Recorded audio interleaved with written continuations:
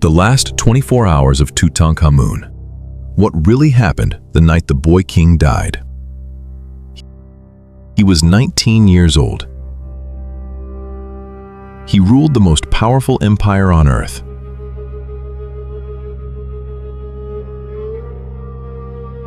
He had gold. He had an army. He had 5,398 objects buried with him, enough treasure to fill an entire wing of a modern museum. And he died anyway.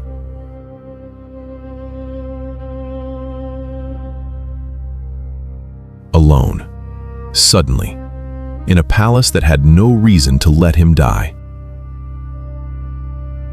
The official story, told for 3,300 years, was simple. The boy king was fragile. He was sickly. He died young because young people sometimes die. It was tragic. It was nobody's fault. Then, in 2005, a team of forensic scientists slid the mummified body of Tutankhamun into a CT scanner. And what they found inside that 3,300-year-old body changed the story entirely. A shattered left knee. Bone fragments are still floating in the joint. Evidence of a fracture so severe it would have exposed raw bone tissue. The kind of wound that, without modern antibiotics, becomes infected within days. But here is the detail nobody in the headlines mentioned. That fracture was not old. It showed zero signs of healing.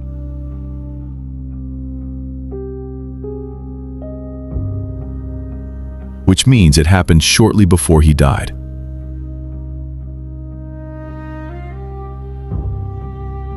Days maybe, a week at most.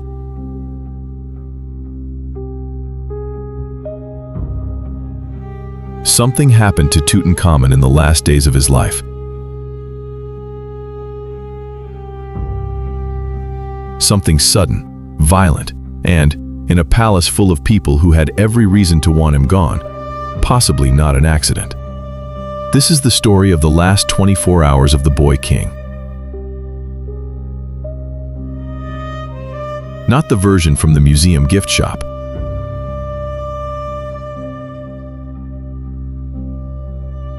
The version the bones tell.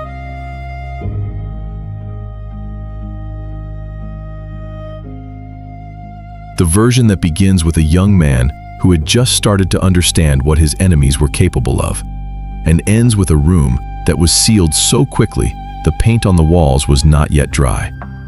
Egypt, approximately 1323 BCE. Tutankhamun has been king for 9 years.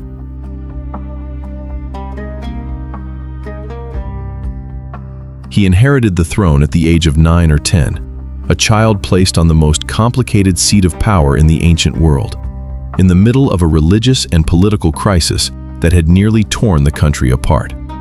His father, almost certainly, was Akhenaten, the pharaoh who had done the unthinkable.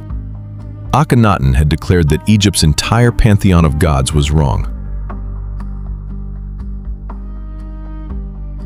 That there was only one god, the Aten, the disk of the sun, and that he, Akhenaten, was the only intermediary between that god and humanity. He had shut the temples. He had erased the names of other gods from monuments. He had built an entirely new capital city in the desert at a place now called Amarna, populated it with loyal followers, and ruled from there for 17 years. When Akhenaten died, the damage he left behind was enormous.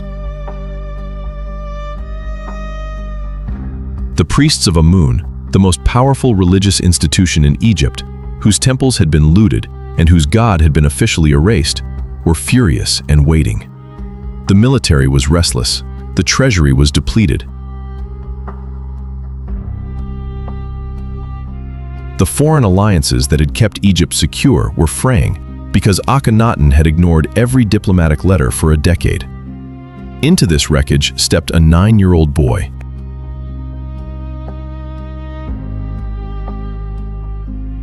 Tutankhamun did not choose his name.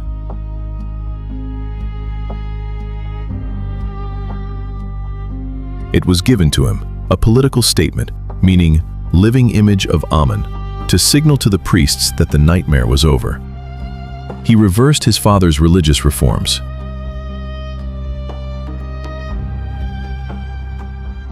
He restored the temples. He moved the capital back to Thebes. He was a figurehead. He was a symbol. He was useful. But as he grew older, as he turned 15, then 17, then 19, something began to shift.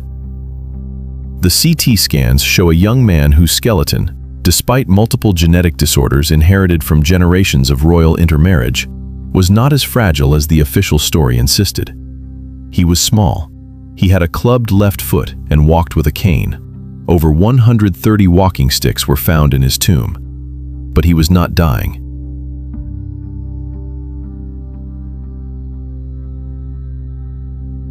He was, in fact, beginning to rule.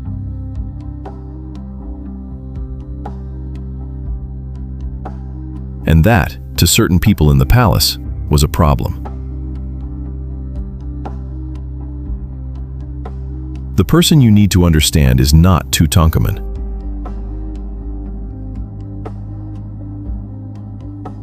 It is the man standing just behind him in every official image. The man who managed the kingdom while the boy king learned to walk. The man who would, within months of Tutankhamun's death, marry the widowed queen and place himself on the throne. His name was I.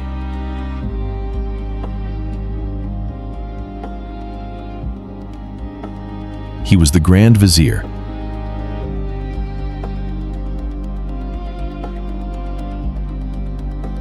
He had been managing Egypt for years.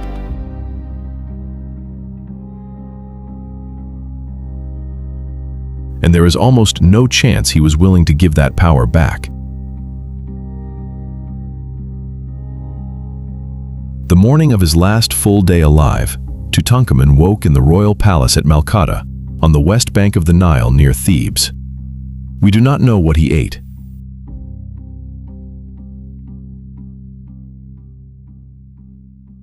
We do not know who was in the room.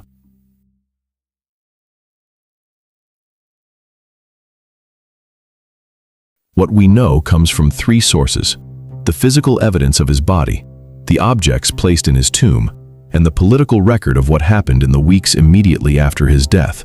A record that reveals, in its suspicious speed, something close to panic. His personal attendant that morning, a young man whose name does not survive in any inscription, noticed that the king was moving differently. He had seen Tutankhamun manage the pain in his left foot every day for years.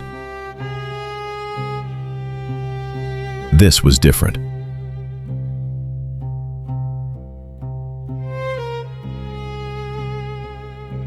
The king's left leg, below the knee, was swollen.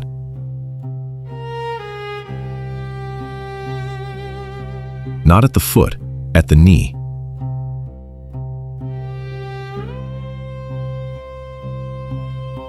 The attendant said nothing.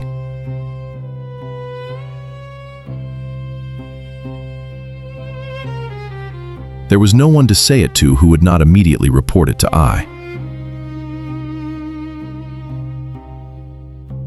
At some point in the preceding days, the forensic evidence cannot tell us exactly when, Tutankhamun had suffered a significant injury to his left knee. The bone was not just cracked.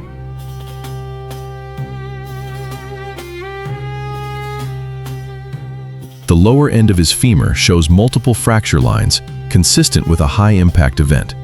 A fall from height, a collision, or, and this is where the evidence becomes uncomfortable, a blow. The wound was open.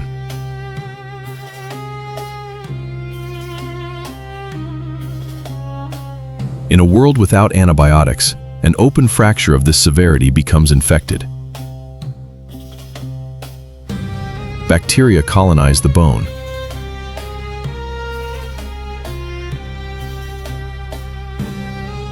Fever follows.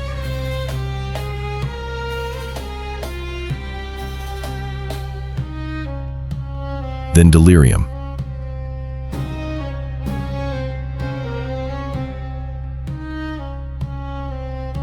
Then, without intervention, organ failure. Tutankhamun was already dying.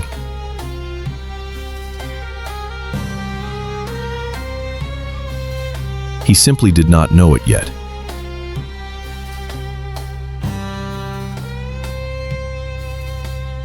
By midday, the fever had started.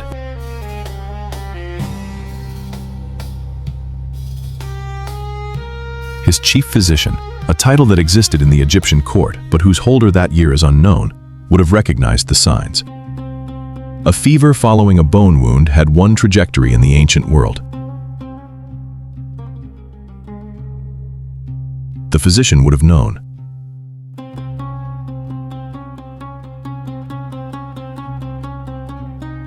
The question is whether he told the truth to anyone who mattered.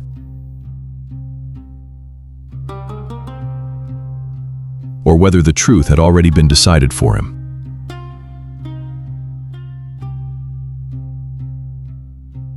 Because here is what the physical record shows, beyond the knee fracture.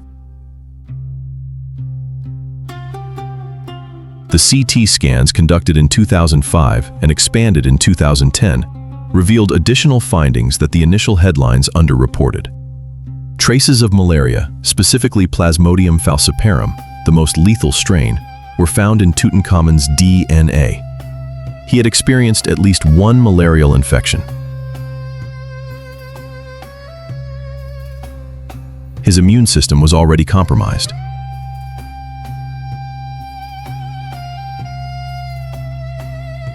His bone structure showed evidence of Koehler disease, a degenerative condition affecting the bones of his feet. He had scoliosis.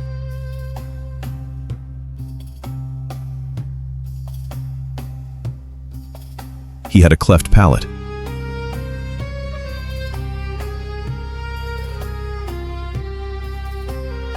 He was not a robust young man brought down by a single event.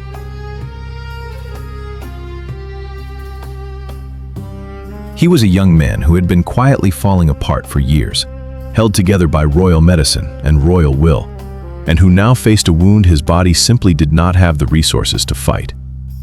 The last afternoon of his life, he asked to be moved to a smaller room.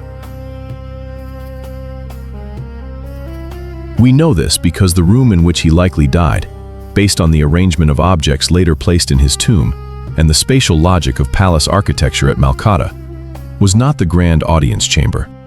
It was a private space.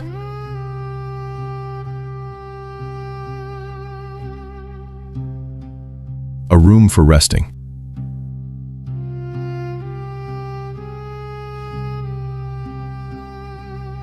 He asked for water.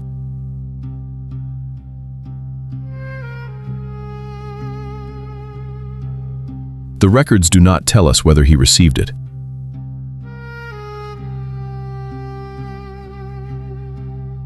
The attendant sat outside the door.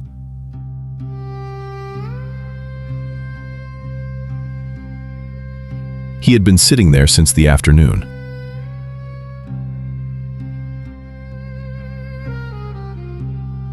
The corridor was cool.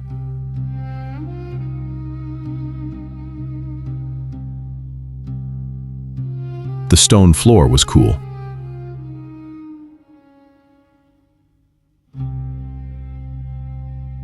He could hear, through the thick cedar planks, the sound of the king's breathing, labored, uneven, too loud for a room that size. He was not allowed inside.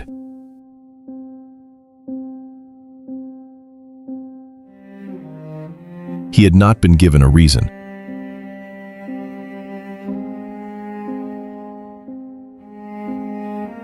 He had simply been told, by a man whose name he recognized as one of eyes, to wait in the corridor. So he waited.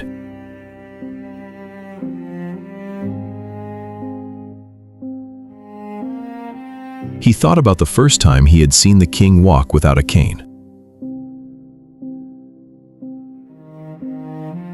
It was 3 months ago, on a good morning, in the courtyard near the river.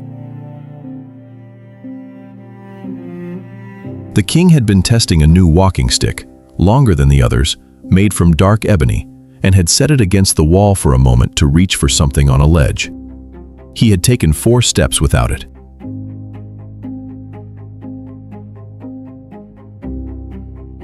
He had looked at the attendant and said nothing, but his face had said something very specific. "I can do this."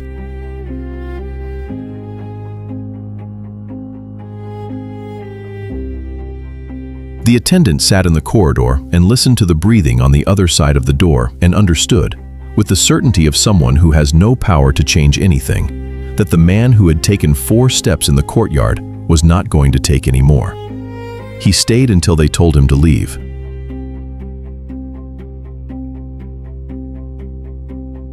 He never saw the king again.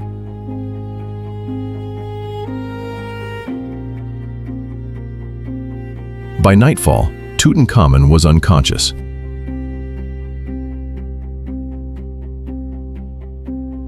The fever from an infected open fracture, compounded by at least 1 active malarial episode, had pushed his body temperature beyond the point where the brain can sustain clear consciousness. He would have been delirious for hours before losing awareness entirely. The people in the palace that night knew what was happening.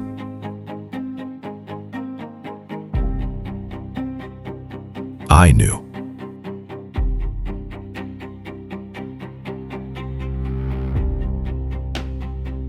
He was Grand Vizier.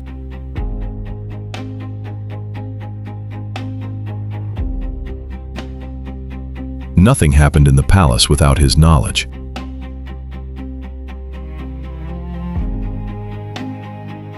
His access to the king's private quarters was unrestricted.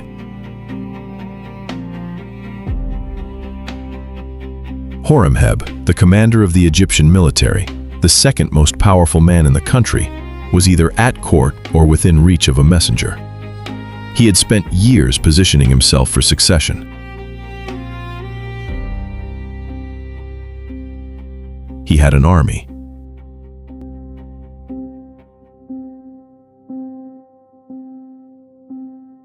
He had patience.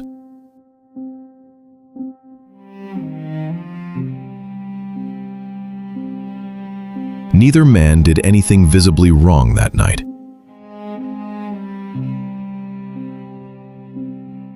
Which is exactly the point.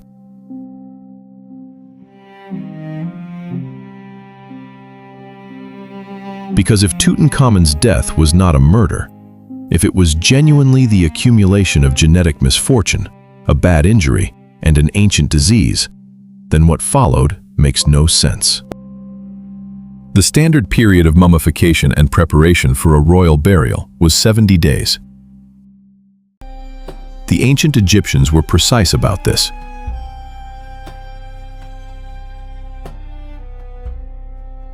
It was not a guideline.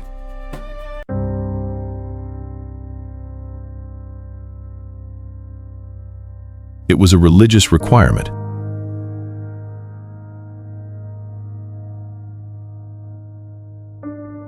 Tutankhamun's tomb was sealed in approximately 70 days. But the tomb itself tells a story of extraordinary haste. The burial chamber is the smallest of any pharaoh of the New Kingdom period. It was not built for a king. It was almost certainly a private tomb, possibly Ai's own, repurposed on short notice because the royal tomb under construction for Tutankhamun was not finished. The paintings on the walls of the burial chamber, which would normally be dry before sealing, were still damp with mold when Howard Carter opened them in 1922. 3,000 years later, the walls still showed the bloom of black mold on the painted plaster. The tomb was sealed before the paint was dry.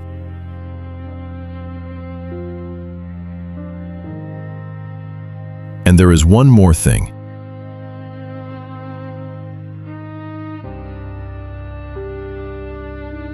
A among the 5,398 objects placed in Tutankhamun's tomb, an inventory so vast that Carter spent 10 years cataloging it. Many items were not made for him. Jewelry with other names hastily recarved. Ritual objects with cartouches that had been altered.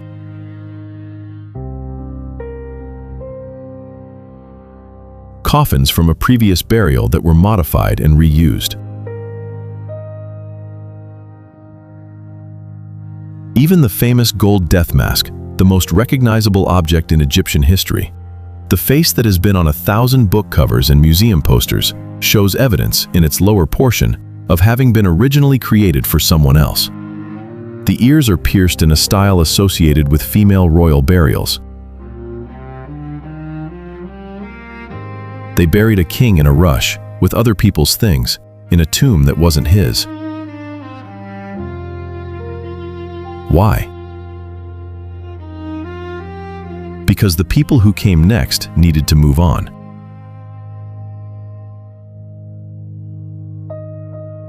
Fast. Within weeks of Tutankhamun's death, I had married Ankhesenamun, Tutankhamun's young widow, granddaughter of the great pharaoh Amenhotep III, a woman with a stronger claim to the throne than I himself.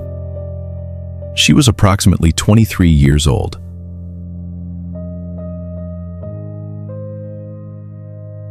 She had already outlived 2 children, both stillborn daughters, buried with their father in his tomb, 2 tiny coffins nested inside the larger ones. A ring discovered in the early 20th century, now held in a Berlin museum, bears both cartouches together. I and Ankhesenamun, married.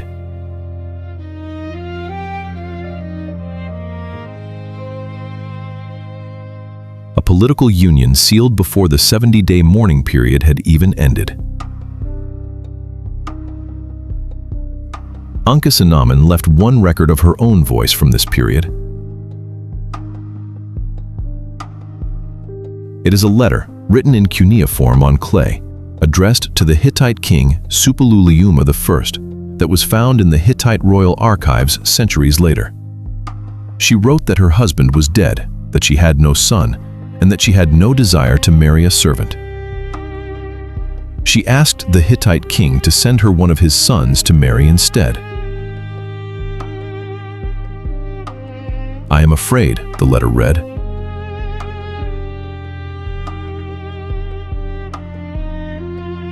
Never shall I pick out a servant of mine and make him my husband.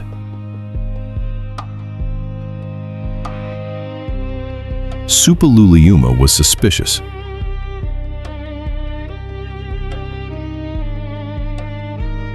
He sent an ambassador to verify the story.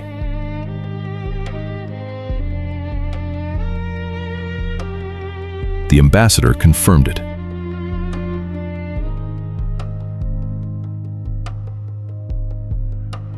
A Hittite prince, Zananza, was sent to Egypt. He never arrived.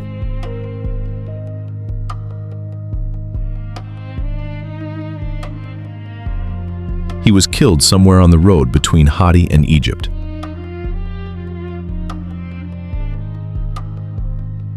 By whom, no record specifies.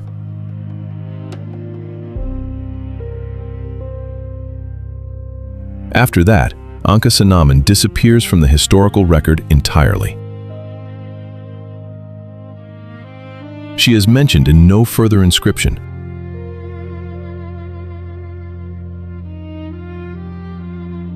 No tomb for her has ever been found.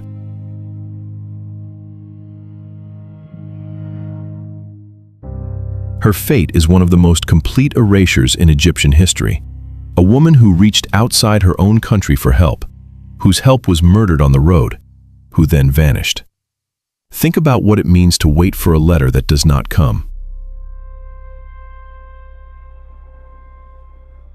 Ankhesenamun had sent her message across 700 miles of desert and hostile territory to a king she had never met. She had told him things no Egyptian queen had ever told a foreign ruler: that she was afraid, that she was alone, that she needed help from outside her own world because she had no one left inside it. She waited. She did not know, when she was waiting, that her letter had worked. She did not know that Suppiluliuma had read it twice, that he had called his advisors, that he had sent an ambassador to verify her story, that the ambassador had come back and said, yes, the queen is real, the danger is real, send someone. She did not know that a prince named Zenanza had packed his belongings and started riding south. She only knew that the days were passing.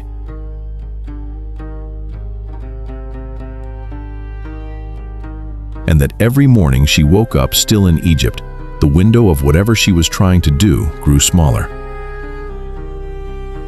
We do not know how many mornings she waited.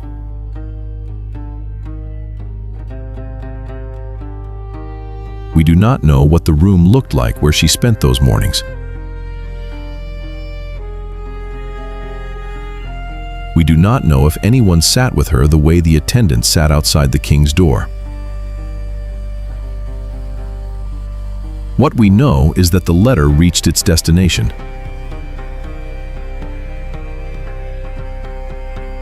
That the reply was sent.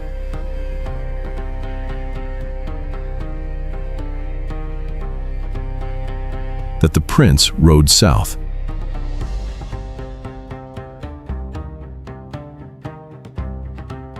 And that somewhere between the message and the answer, the world closed around her like a hand. After Ai's brief reign of 4 years, Horemheb took the throne. And then he did something that reveals, more than anything else in this story, the true weight of what had happened. He systematically erased Tutankhamun from history.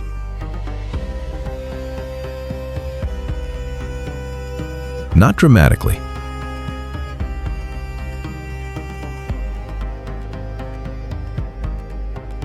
Not overnight.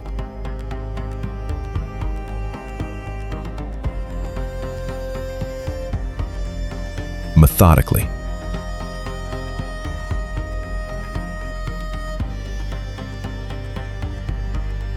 He removed Tutankhamun's name from inscriptions and replaced it with his own, or with the names of earlier kings.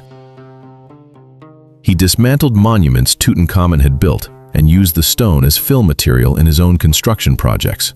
Stone stamped with Tutankhamun's cartouches, buried inside the walls of Horemheb's temples where no one would ever read them. He erased Ai the same way.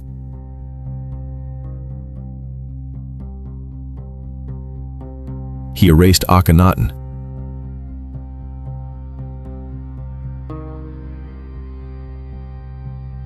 He erased the entire royal line, 4 pharaohs spanning more than 30 years, as though they had simply never existed.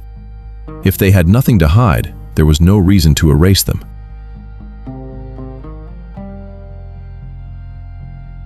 In 1922, Howard Carter pressed his eye to a crack in a sealed door that had not been opened in 3,300 years.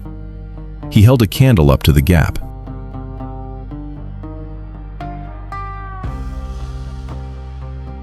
He did not speak for a long moment.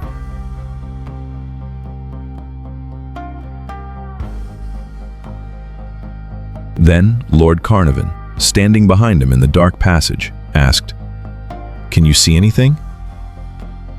Carter said, "Yes, wonderful things." Tutankhamun, the erased king, the boy buried in someone else's tomb, wrapped in someone else's gold, with paint still wet on his walls, became the most recognized face of ancient Egypt. Horemheb erased him for 30 centuries.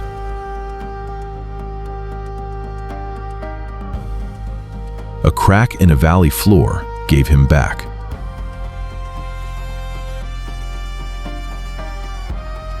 But I want you to stop here.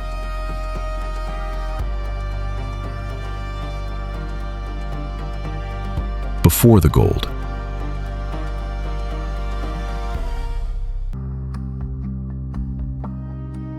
before the mask.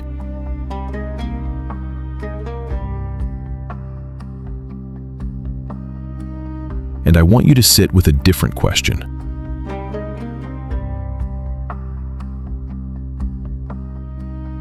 Not what happened in that room,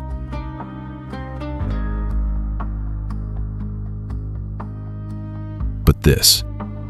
Have you ever been the most convenient version of yourself for someone else? Have you ever been given a name, a role, a title, an identity, not because it was true, but because someone needed you to wear it? A symbol.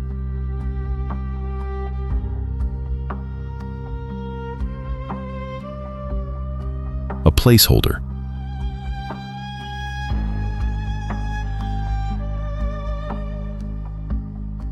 A face in the right place at the right time, used until you were no longer useful, until you started to push back, until you became, in someone else's calculation, inconvenient.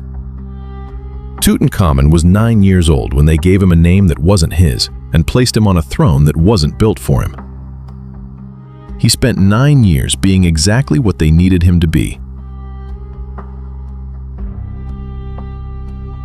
And then, at 19, he took 4 steps without a cane in a sunlit courtyard and thought, I can do this. And within months, he was gone.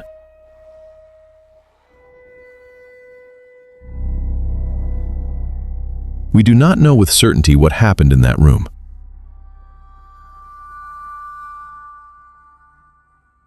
The CT scanner can tell us what broke.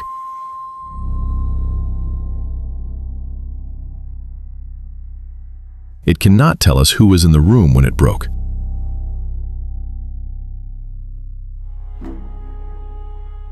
But we know what happened after.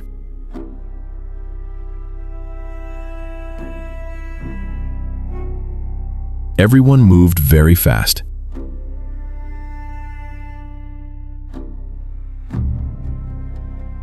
The paint wasn't dry. The tomb wasn't his.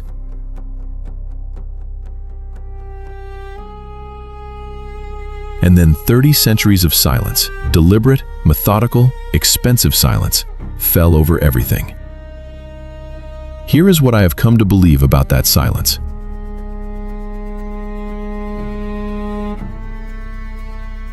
The most dangerous thing a person can do, in any room, in any century, is to begin to understand their own value at the exact moment someone else needs them not to.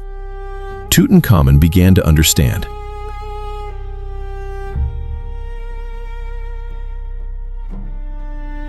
And the people around him could not afford for him to finish that thought. The attendant who sat in the corridor heard 4 steps in a courtyard 3 months before and remembered them for the rest of his life. Because he knew, in the way that people who are close to power always know, that those 4 steps were the most dangerous thing the king had ever done. Not because walking was dangerous, because deciding was.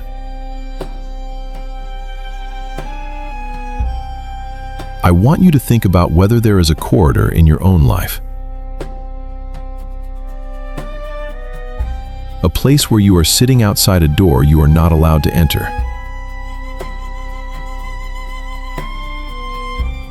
A decision you have been told, in one way or another, to leave to someone else. A version of yourself that would be useful to certain people if it stayed exactly as it is.